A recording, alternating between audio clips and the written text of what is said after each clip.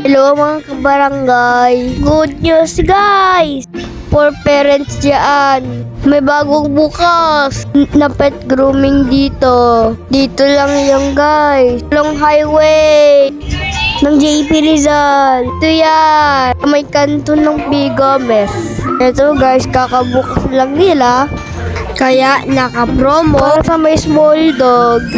50 lang nani. Mga guys, ang kanila pricely. Nilalagay ko yan sa comment section. Pero nga pala sila dito, mga pet accessories. So then para sa may kuto.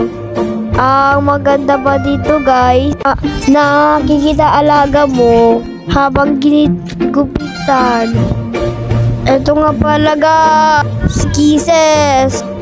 Puro buhol na ang kanyang balahibo. Ang kasi ginawa yan.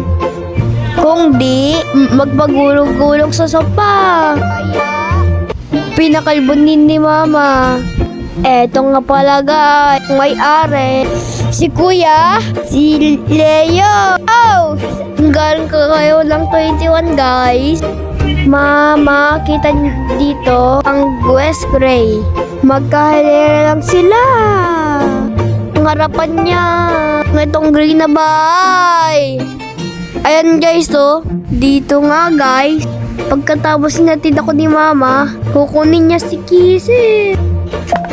Meron sila home surdy para sa mga PC dyan. Kontaktin nyo na.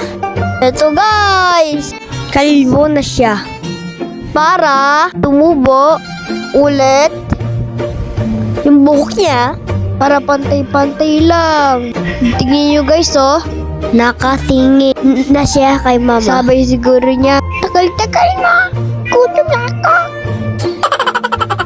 Dito nga pala guys, pinapatakan siya ng gamot sa kuto. Kasi may nakita sila na pulgos. Para hindi na dumami, pinapatakan siya. 280 lang ito guys for 3 months. Pero pag napansin na meron pa na kuto, i-follow up daw. Tapos bumili na pala si Mama ng powder niya para daw pang maintenance para hindi na bumalik yung nakitang kuto sa kanya. Ayan guys, oh, nagiba tura niya. Kaliwala kasi siya. Pero at least hindi na siya buhag-hag. Kaya pumunta na kayo dito. Nakapromo na sila. Hanggang December 31 pa to guys. Eto na si Kisses guys. Mukha siya chihuahua. Binatali mo na siya dito guys. Kasi may gamot pa siya sa kuto.